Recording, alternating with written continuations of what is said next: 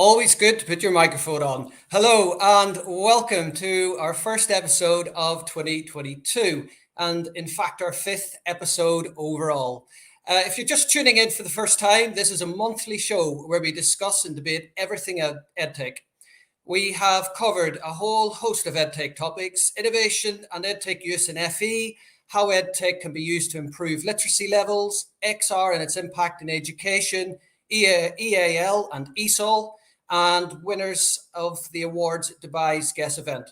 I would now like to invite our co-hosts to come on and tell us what they've been up to this month so far and what their segments are going to be about. Ollie and Bucky, could we invite you on?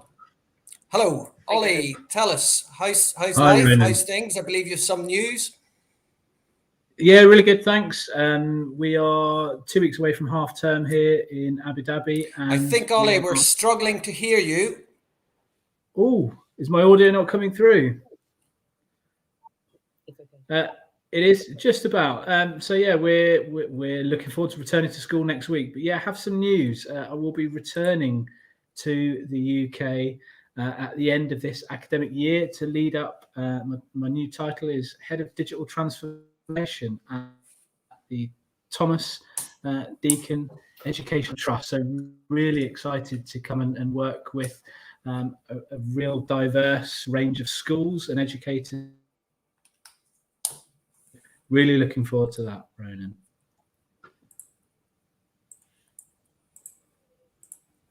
Bucky, what's your news? No major news, just glad to see in 2022 a new year and new opportunities. And I just think with COVID restrictions, dare I say, being lifted, I'm really looking forward to actually attending some events to do with EdTech on a face-to-face basis. So yeah, just a positive start to 2022 and January. So yeah, just great, just taking it easy as it goes. Awesome. Great stuff. Thank you, Bucky. And in fact, we of course have Mr. Mark Anderson, who needs no introduction, backstage this evening. So Mark is with us. Okay, so I think we'll progress to our first video. There he is. Mark, since you're backstage, if you're happy to come on, what have you been up to this month, Mark? I'm busy as always, really. So, but lots of work with my net support hats on. Been doing lots of work there, getting ready for the FETC conference and supporting over there. Things have all gone a bit haywire between our last episode and now, because our episode today, for example, would have been about the Edtech Show, which obviously hasn't happened in January, but super looking forward to that taking place in March. Things from the silent disco I'm going to be doing on the net support stand, working in conjunction with Now Press Play on that. Had a great session today working with a school in Wales. I love getting hands-on and supporting teachers on a one-to-one and department basis. I've been doing that today. Lots more work on that. Supporting schools in Peterborough, down in Exeter, next week at a prep school working there. So lots and lots of work with schools as well. And if you're self-employed like I am for part of your work as well, it's been a busy month getting things ready for the old tax man as well, but enough about that. So yeah, but like Bucky, super looking forward to getting back out there and doing some more face-to-face work and just connecting and catching up with people. It's been lovely seeing the tweets coming out of FETC, people sort of reconnecting and having that opportunity to talk and meet and network and do so face-to-face. So fantastic stuff. Anyway, I will run off again and I will catch you all later. Good luck for a fantastic show, everybody, and hi to all of our viewers. Thank you. Yeah, great stuff, Mark. Thanks for coming on. Right, so I think we'll move straight to Ollie's segment. So my segment is a reflection from two different educators across the globe on hybrid learning, something which we've all been thrust into at some point in the pandemic. The first educator that I spoke to is Alexandra House. She's an ESOL specialist that teaches out of Leeds City College. She has, her and her team have over 3,000 students, that they're teaching in a hybrid approach. And the second educator that I spoke to is Eric Scheninger, who's a ICLE associate partner, previous award-winning principal, learner, and just advocate for educational technology. So really looking forward to sharing their reflections with you on hybrid learning.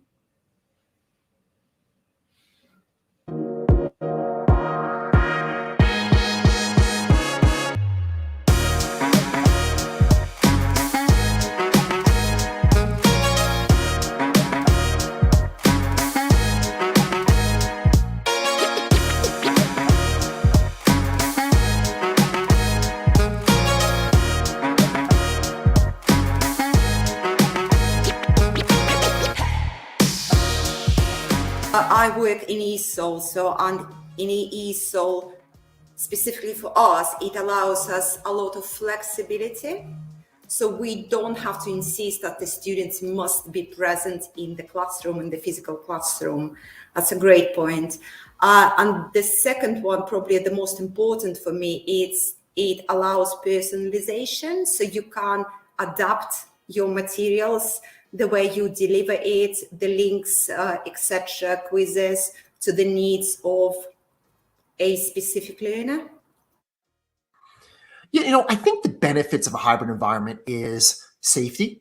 Let's think about Maslow's hierarchy. You've probably heard Maslow's before Bloom's. So I think one of the benefits is that when students or teachers go on quarantine, we can keep some semblance of continuity and consistency, where learners won't fall behind, or teachers can at the very least maybe create asynchronous modules where they can pop in every now and again if they're feeling well for that live synchronous piece. I also think the benefits are, as we look at society, this is a trend that is not going to go away.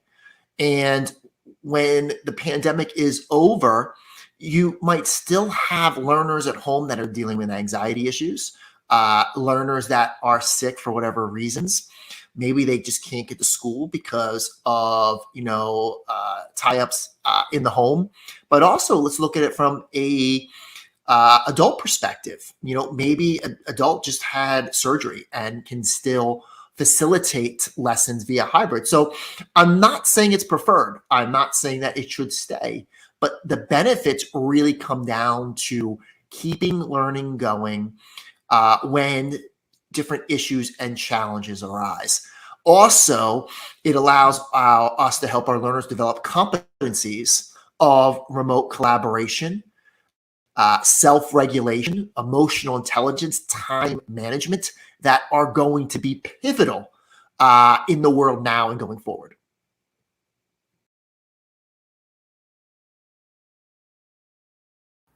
I think one of the main challenges, so we're talking about digitally excluded learners. So the digital divide has been highlighted a lot. So we had a lot of students with no devices at all, sharing devices with family members. Most of our learners would have just a mobile phone only, and they are not suitable for learning, very old mobile phones. Family members were using the same device to work from home, like parents, and poor Wi-Fi or no connection at all. And most importantly, I think both sides, it's teachers and learners, it's very low technical skills. I think some of the challenges with hybrid learning is we look at it as an entirely new construct. And here's something we need to remember. Good teaching is good teaching, learning is learning, and leadership is leadership. Those three tenets are the foundation for successful hybrid learning. And yes, there might be a learning curve to try to figure out whatever your video conference tool is going to be.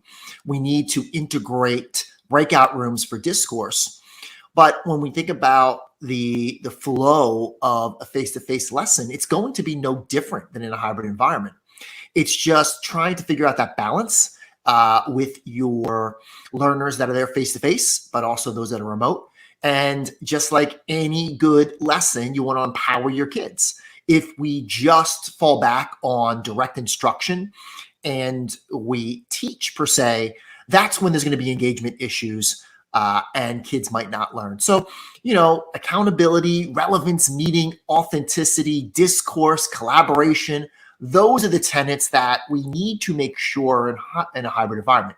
Is it necessarily going to be easy? No, it's not. But just like anything, the more we do it, the more we learn, the more we reflect, we can refine and make it work. I'm not going to say make it the best because there is no best, but make it work for students, teachers, and families alike.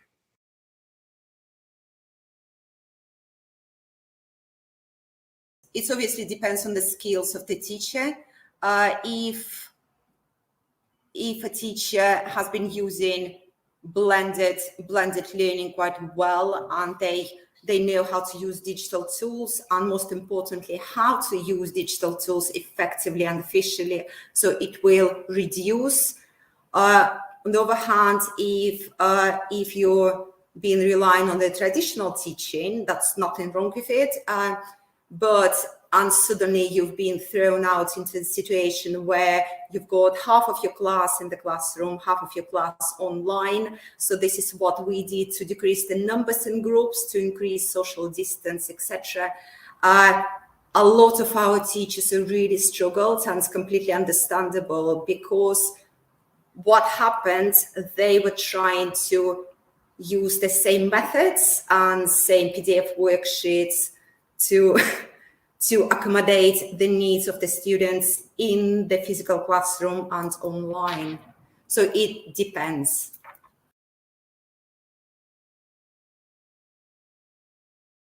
And I think what education can learn is, how do we maximize time? When you look at hybrid, yes, we can start trying to think about how we, get rid of some entrenched systems in education across the world, such as seat time, school calendar, whether learners have to be there face to face, and just overall productivity. Now, when we don't think about productivity in terms of our kids, we think about learning. But the real world, the business world, or the real world, however we want to phrase it, really is about how we maximize productivity. And I think that's the kind of thing with hybrid. If a learner or a teacher per se can be afforded the opportunity to sleep in a little bit, but they can still facilitate a powerful lesson, or be able to self-regulate, manage time, where a learner might be sitting home and can still work through the curriculum in a way that develops those critical competencies. I think we have to be open to that. Now, there's nothing more powerful than face-to-face, and face-to-face is going to still have be the predominant form of education. But when we look at rural areas, when we look at opportunities, for example, some students might not be able to, they're in a smaller school, might not be able to take a particular class. Hybrid can open up our learners to a world of opportunities if we, as the adults, are open to them as well.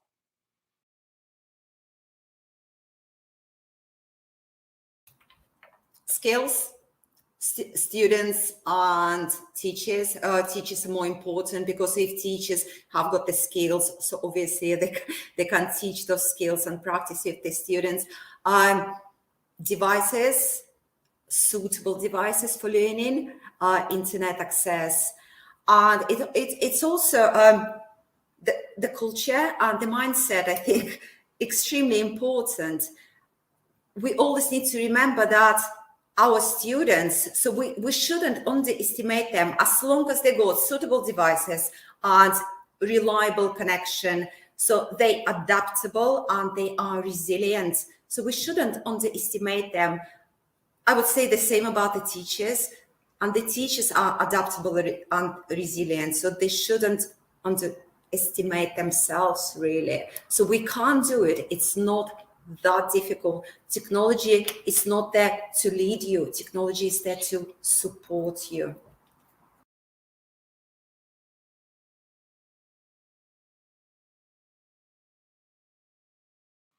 Changing mindsets when it comes to hybrid learning, remote learning, or even traditional learning is very, very hard to change. When we think about families want their kids taught the same way that they were, because they might have found success or value in it. But I think what we've learned is, what worked for us as adults, no matter how old we are, might not necessarily work for our kids.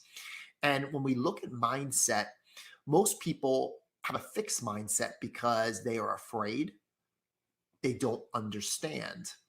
And when we think about that, it's showing the value. With any type of change, people want to know, how is this better than what we've done prior? And I think that takes a lot of patience. We also have to understand, hey, you know what? There'll be different catalysts to move different people. One might be showing the research base as to why hybrid, remote, or whatever it is can work. Another could be showing evidence. Another just could be showing it from a learner perspective. So, we fear what we don't know. And in the absence of knowledge, we make stuff up. And what I see a lot of is I hear this deficit-minded thinking. Hybrid does not work. Remote doesn't work. Well, what about the fact that it has worked for many, many, many kids? Has it worked for everyone? No, it is not.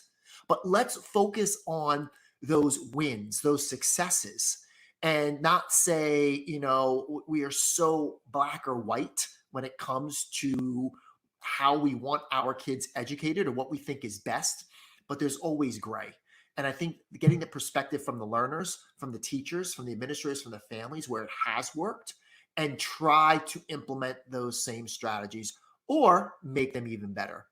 But when we think about mindset, it's about getting out of that comfort zone, that fear zone, and moving towards the learning and the growth zone. And that is a very, very difficult journey if we don't have a lot of those support structures in place to help people understand not what we're doing, but why we're doing it and how it represents a better approach.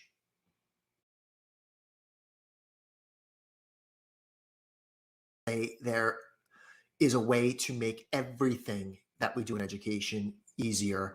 And that's moving away from the one and done drive-by professional development that has become so entrenched in educational society. With hybrid learning, it has to be job embedded, ongoing, research linked support where educators are immersed in the experience. They're giving continuous feedback on how they're doing and how they might do it better. And that's one of the challenges we have just with anything we try to implement education is it's a flyby approach. And then people start thinking in their minds, oh, this too shall pass. We're going to wait out this initiative.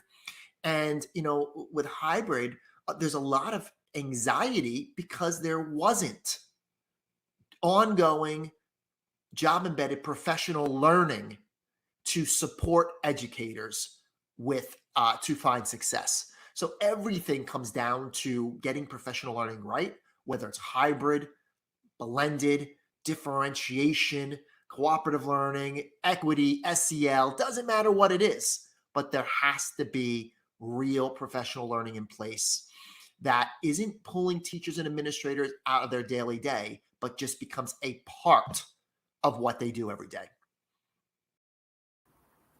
Tip number 1, do not be afraid, okay, of doing that. Tip number 2, just don't think that you as a teacher have to do it, have to be responsible.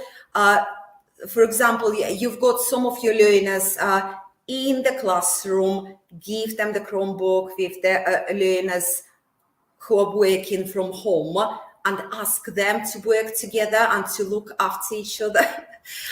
And tip number 3, just please ensure and do lots of practice while they are in the classroom. And tip number 4, everything that can be done, essential, that's formative and summative assessments, please leave them for the classroom activities.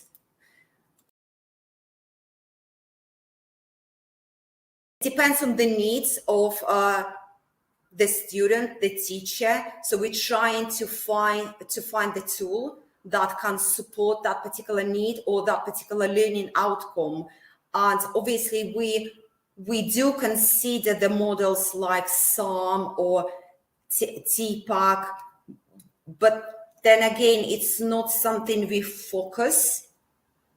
So it's more about, there is the need, what tool, what piece of technology can support, how it can support, And in ESOL, specifically in our department, so we've got 3 conditions for anything we use in terms of digital. So number 1, it should be easy to access, it should be device agnostic, and finally it should be free. So one of ESOL teacher in this country once said that 2 clicks are too many for ESOL learners, and it's so true. But the key is how do we help kids replace conventional ideas with innovative solutions to authentic problems? Because that's what the pandemic has presented. That's what the 4th Industrial Revolution has presented. And that, in a disruptive world, we got to get our kids to think accordingly. And looking now at the work of Hattie, Marzano, Tomlinson, and so many others that can inform our work.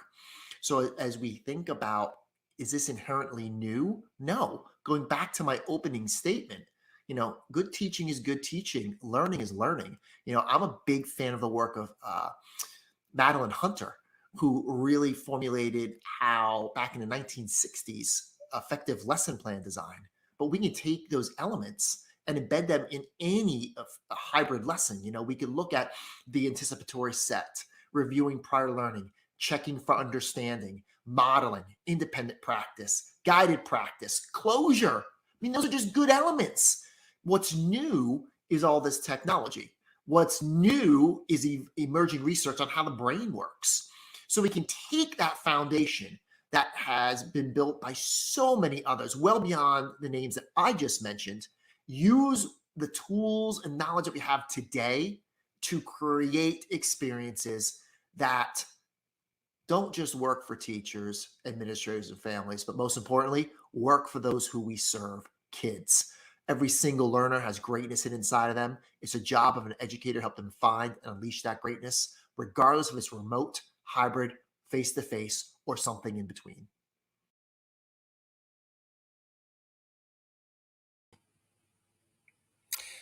Thank you very much, Ollie, for putting that segment together, and all of Ollie's guests.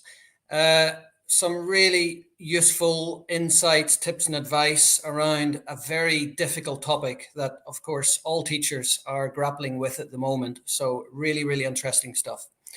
Okay, so I'd like to just share a little bit of news, what's going on in the EdTech world. And we actually make our videos, these segment videos, with a platform called WeVideo. And in fact, this month they have released a new platform called WeVideo Classroom.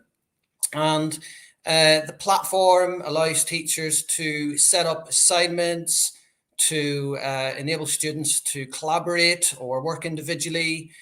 Teachers are able to monitor progress, provide feedback.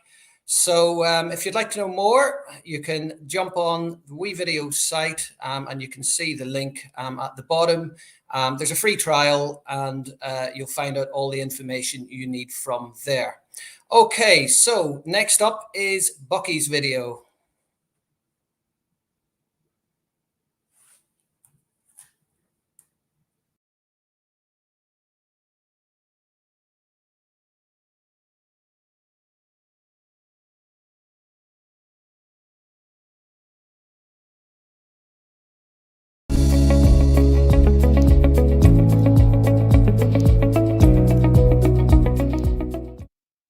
In November 2021, Dr. Fiona Aubrey-Smith wrote a piece in SecEd outlining the 3 C's, essential skills for teachers to develop their digital and EdTech skills. She highlighted these 3 skills as building cognizance, what we are aware of and understand, building competence, becoming skilled in what we do, building confidence, how capable we feel. In this segment, my 3 guests including Fiona, will share their experiences and thoughts in what helps to support teacher confidence and competence with technology. Sure. So I qualified as a primary school teacher in 2004, and I've since moved through teaching leadership and some system leadership roles.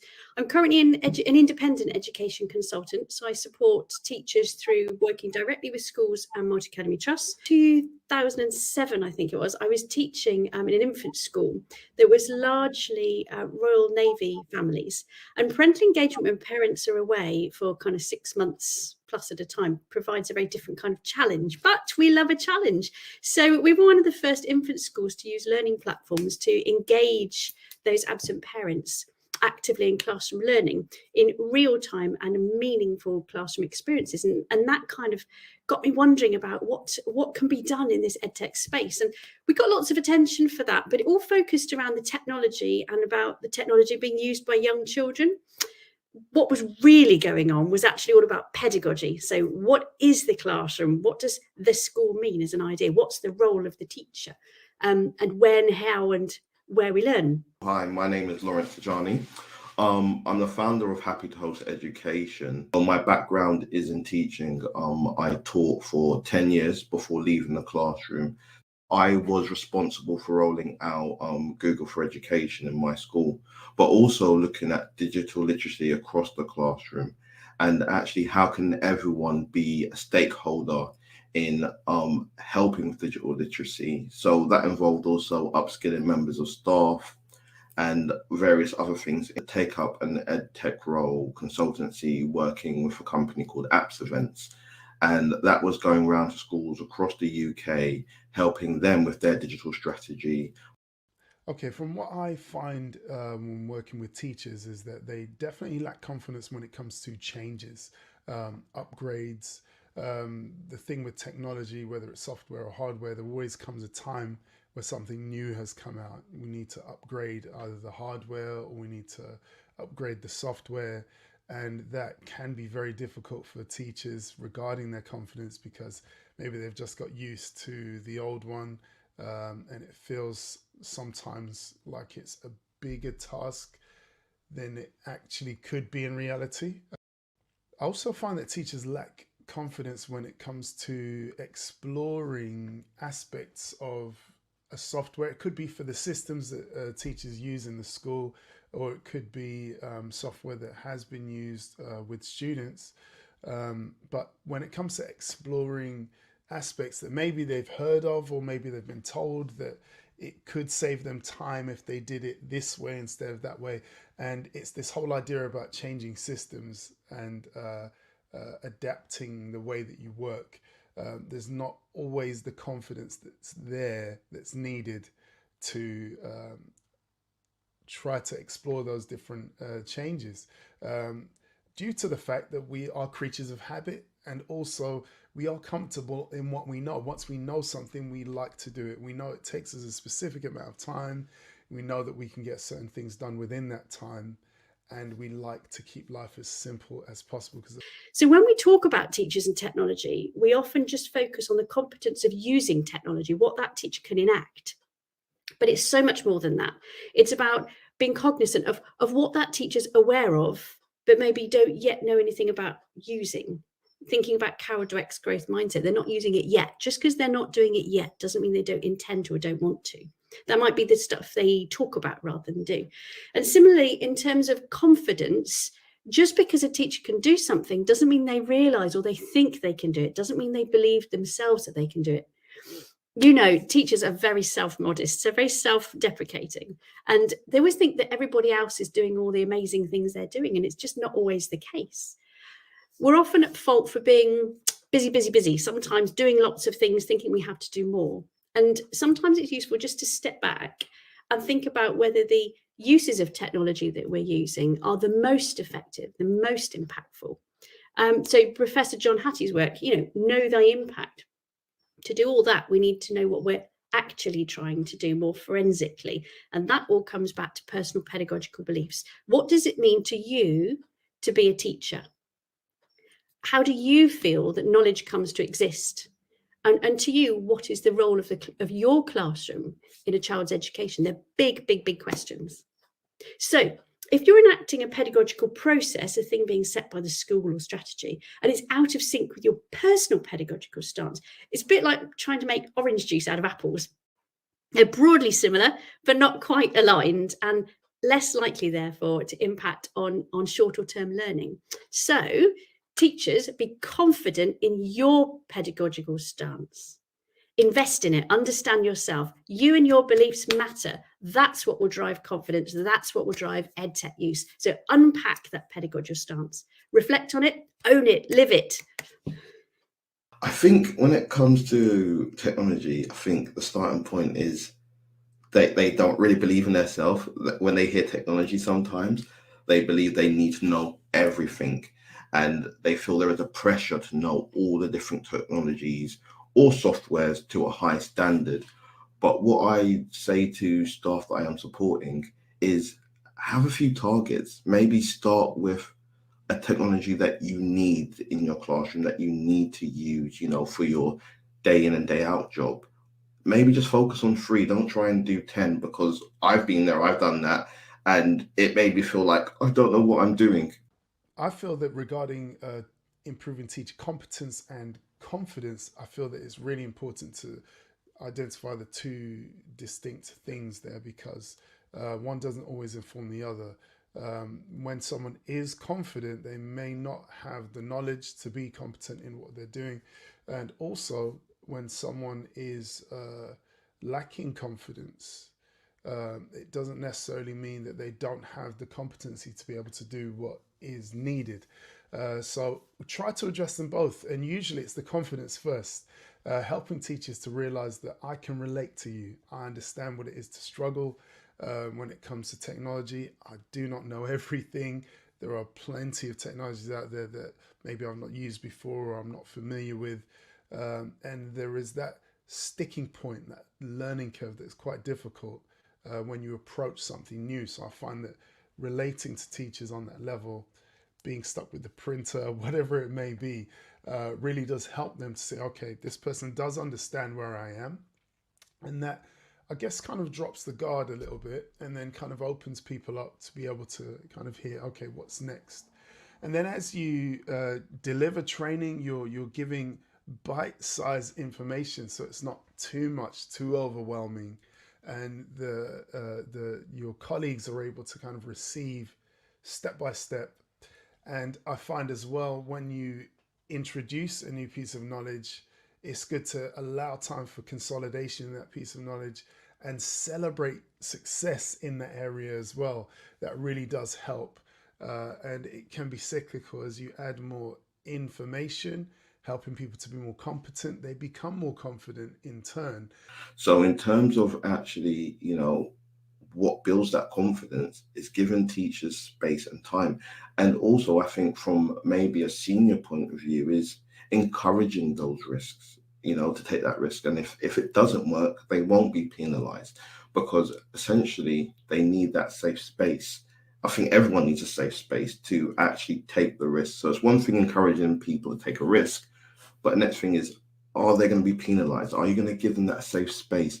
And also from that team that is around them, who's supporting them on this journey, is what will you do if they've taken the risk, it's not gone to plan? How will you support that individual? I believe that it's not a one-off training session to get the best out of stuff, is to keep on revisiting, practice, practice, practice, practice. So here's a simple formula for anyone supporting teachers with tech. Start personal, start with problems. So what's bothering you in your teaching and learning practice? What's bothering you? And how and why is that impacting children's learning? Does it bother them, or does it just bother you?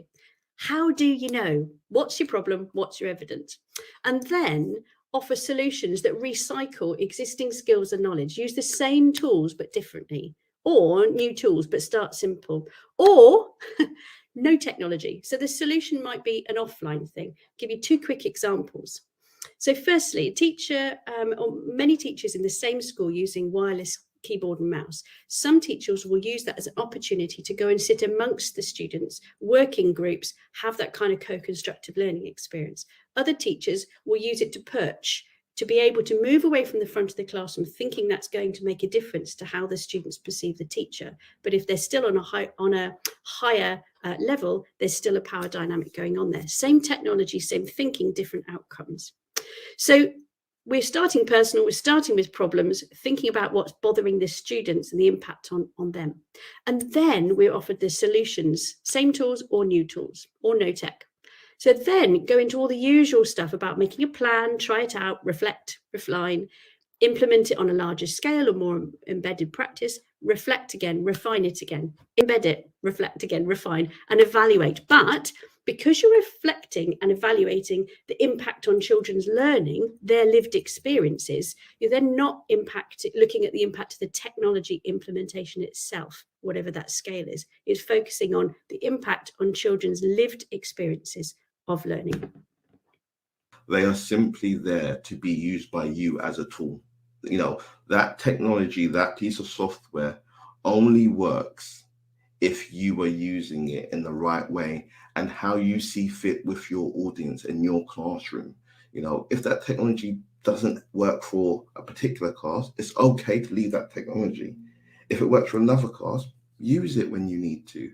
So yes, I think it's to embrace it, and that it's not here to take our jobs, or, you know, I think the biggest thing is great technology and the teacher working together makes the biggest impact, essentially.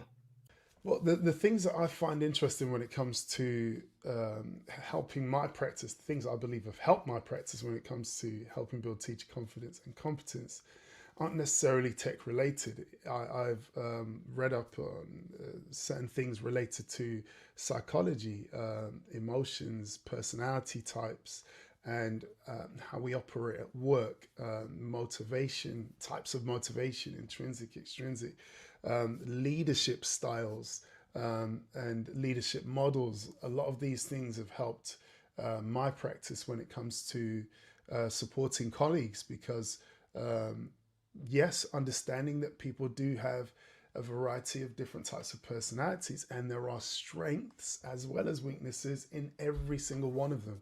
And we often gravitate towards a personality type that's similar to our own. But yes, that's really helped me to just not make any presumptions when it comes to what people are capable of and what they can do. Or regardless of their position, whether they're support staff or whether they're the lead teacher in the classroom. Every practitioner is capable of learning, capable of growing, capable of implementing what they've learned. So I found those things to be very helpful. I've read a few articles from some journals, and also, of course, I cannot fail to mention the teachings and studies of Professor Sugata Mitra, who did the hole in the wall experiment. Really, really inspirational, really put me on a path to learning about constructivism and then constructionism as well, the writings of Seymour Papert. And that really just kind of helped me to enable teachers to become facilitators, which does help when it comes to confidence, because quite often there's a pressure to feel that you have to know at all times more than the students in your class. And, you know, our experienced practitioners out there, they will know that that is not possible, especially with the internet now. Students have access to the information, and we need to not be afraid of it. We need to embrace that and facilitate the learning of our students so that they can have access to the tools that they need, get the information that they need, and we're kind of framing this learning environment where they get the most out of the experience as possible.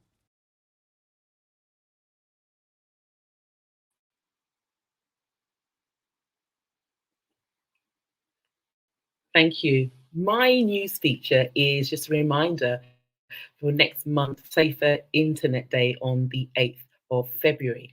Now, if you're a school that's wondering how you can actually make effective use of this, or you simply don't have time to put resources together for assemblies to focus on different year groups, then you can actually follow Common Sense Education at Common Sense Ed on Twitter.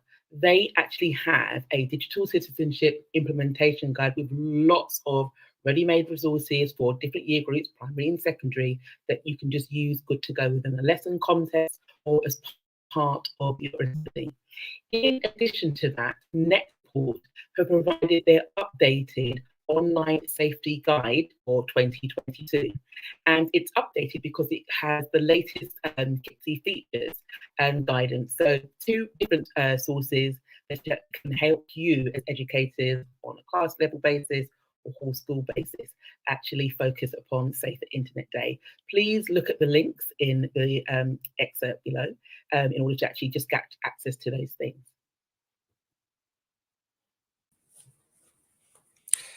Thank you, Bucky, for that. Okay, so my segment will be all around creativity and how creativity can be embedded across the curriculum.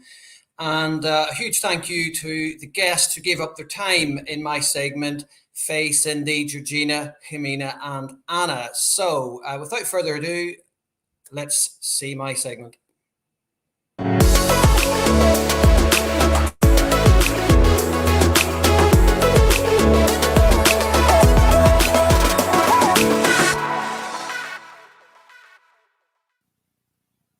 Hello, in this segment, we explore digital creativity.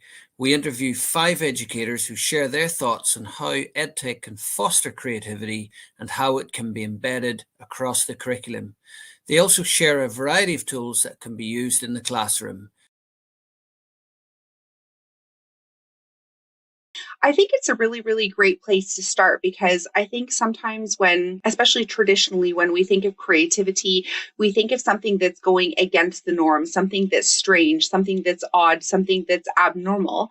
And yet, on the contrary, all this new research that's come out and talking about the 4 C's, which I like to go into the 6 C's now, includes creativity. And we know that creativity is such an important part of innovation. So is that really something that's abnormal? And the way the world is going and the way we are currently experiencing all these new things, especially the fact knowing that students are going to graduate from our schools and we don't know yet what the job market is going to be. They are entering the unknown. So that actually is why creativity is so important. Creativity is important in education because we need citizens who are capable of dealing with new challenges every day. Just take a look at the pandemic we are surviving or we are undergoing right now. We needed creative teachers who were able to respond to this pandemic.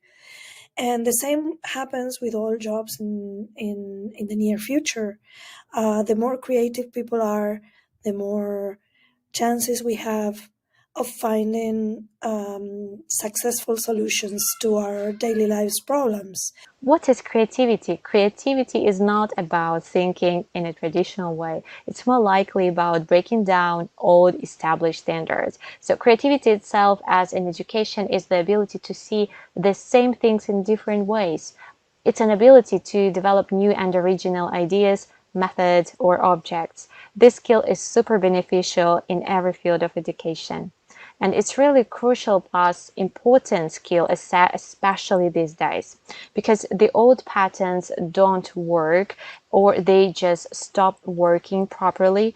That's why this world is in need of open-minded and creative people who are able to solve these puzzles, providing you possibilities and developing new ideas, technologies, and approaches. I believe creativity is one of the most important things in education. It shows us all sorts of different things about the students we teach. If we let students express themselves in ways that work for them, their ideas might flourish, and usually they'll be more excited about their learning and what they're producing. Thinking creatively is an important skill that everyone needs in their job, whether it is thinking creatively to solve a problem, to work with different types of people, or to express ourselves. It's always needed. Creativity leads to more creativity, and that can only be a good thing. Embedded creativity into our teaching practices should be the standard. Creativity is not an add-on, but a great way to allow students the agency of producing content in a way that is valuable to them. Learning different types of creative skills not only makes things fun, but will prepare students for numerous types of jobs and hobbies in the future. Embedded creativity is important because we tend to see creativity as something that happens only in the art subjects, in drama, or in music, in art and design. And actually, creativity happens everywhere. And if you look at the real world, especially at the moment, there are just so many examples of scientists, of doctors, of mathematicians coming together and being creative and solving problems in a creative way. So what we want as educators, and I certainly want, is for the children that I work with to grow up to be problem solvers and to have creative ways of thinking in order to solve some of those big challenges that they'll face in life.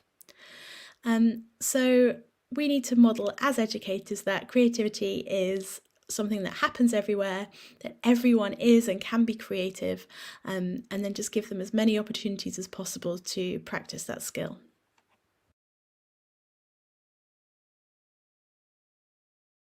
So EdTech is just another way of letting kids be creative, in the sense that EdTech allows you to provide children with choices. For example, when I create a project, I give students different options in order to carry out this project.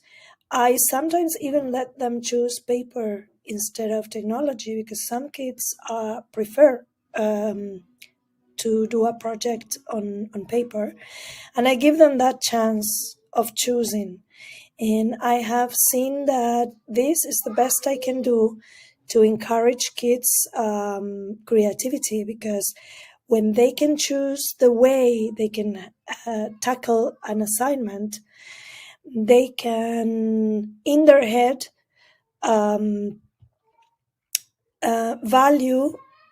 assess different ideas of how to approach a specific task.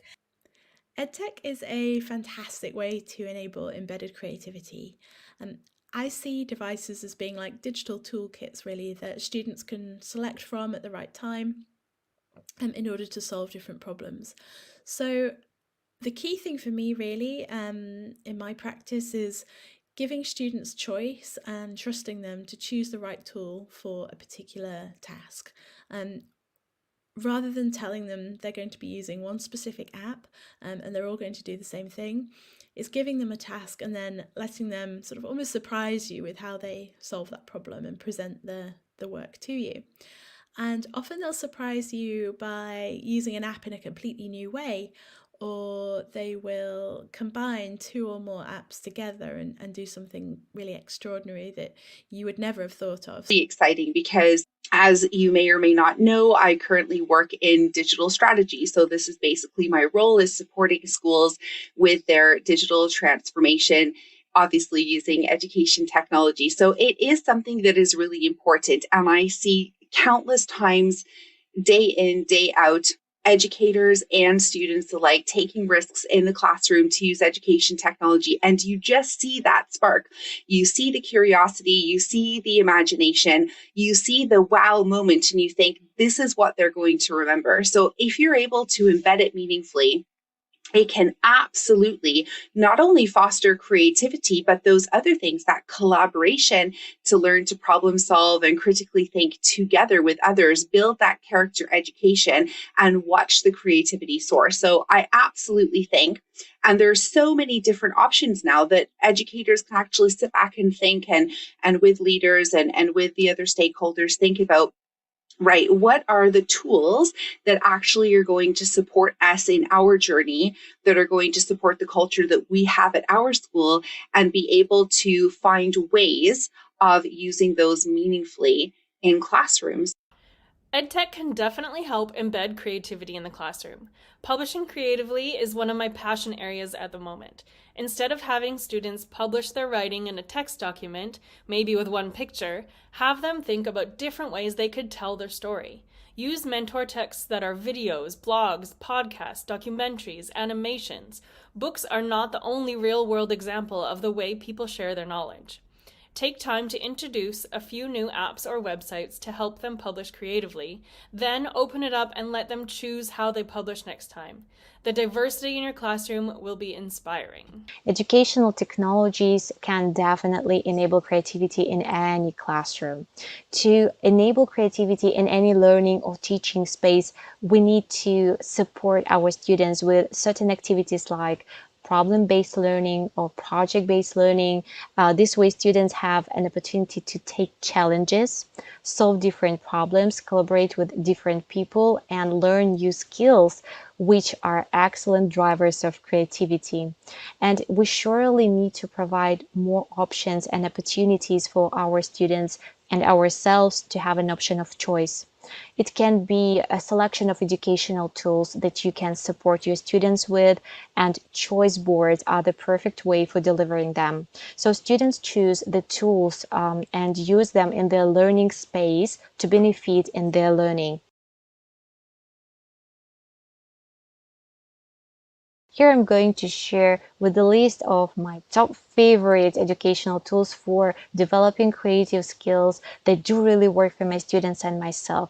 And number one is Buncee. Buncee is incredible space and really safe one where teachers can create their classrooms and students get automatically their accounts. They can create their visual creative, super creative presentations by using all of the amazing fonts, animated stickers that my students really like, and lots of many other incredible features. So Canva has the biggest bank of templates and other great visual instruments, and it's really easy to collaborate with your students in the same template all together in the real time. For example, you can take PBL projects all together and do brainstorming. I love that feature a lot. Some tools I like to use to embed creativity are Apple's Clips is great for movie making, really simple on the iPads, really creative. Scratch or Scratch Junior for coding animations. They have great tutorials as well. Slides with the help of Slides Go or Slides Mania for great themes that the students can adapt. Stop Motion Studio is great for students to create their stories on paper first, or on Lego or Play-Doh or any type of creative creation that then they can make stop motion animation with. Rather than having specific apps for specific subjects, I really like having a core set of apps, and I found that the best creative workflow happens when students are already familiar with a small number of apps that they then use across all different areas of the curriculum. So they might use the same app across multiple subjects for drawing, for making films, animations, 3D models, and other things. So some of my favorite apps are actually the ones that come on the iPad already. So my number one favorite app of all time is Keynote. Keynote is so much more than just a presentation tool. You can use it for making animations, you can prototype apps, you can make games. I did a project once with some students where they made an interactive museum exhibit using Keynote. It really does have endless possibilities, and it's a really good example of an app where students will surprise you by using it in a way that you hadn't thought of. The first one would be Flipgrid. Flipgrid allows kids to work on their speaking skills, and even it's really useful even for projects because they can tape their project on Flipgrid. That would be one. Another tool that I find really useful is Book Creator. So Book Creator is the next platform and is famous for its comic template that we really love here. And there are so many other accessibility features that we really love as well on Book Creator. You can also create beautiful libraries with your students about me books, fan books, lots of ideas, and beautiful big library of templates that you can take and use. It's for free as well. So the first one that I'm really, really fond of is Adobe Express It. It has just been rebranded, so you may know it previously as Adobe Spark. It used to come with a series of 3 apps, page, post, and video. And now it has been rebranded to include also Adobe Premiere Rush and also Photoshop app in there. So really giving students that ability to really think about the different modes. And I was really, really excited about it because I always say to leaders and educators when I join schools, think about having that little toolkit that you're able to take and support your learners with, and have like these 5 tools that you can just rotate through. So I found it interesting that they rebranded and had those 5 tools available. So even if you just started with Adobe Express It, that's a great way for students to be able to really tell their stories, express the learning that's happening in the classroom through different modalities. So you've got video, you've got web page, you've got infographics, and you've got Photoshop if you want to design something as well. So really, really great tool there. AR Maker is really good for some easy augmented reality stories. I also love the other Apple apps that come with the iPad. GarageBand is incredibly powerful. You can use it for making podcasts as well as music, for making soundscapes to go with poetry. And again, it's useful across all areas of the curriculum and across lots of different age groups as well. A huge thank you to all of our guests for their contribution, and I hope you really enjoyed watching this segment.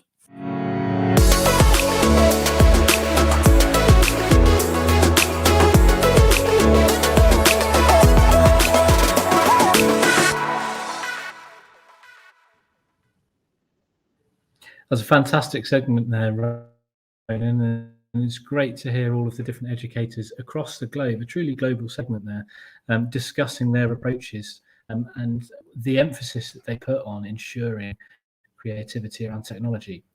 My news this show is, if you're interested in education technology, there's probably a good time to check out the Future of Educational Technology Conference, which is happening right now in Orlando, Florida.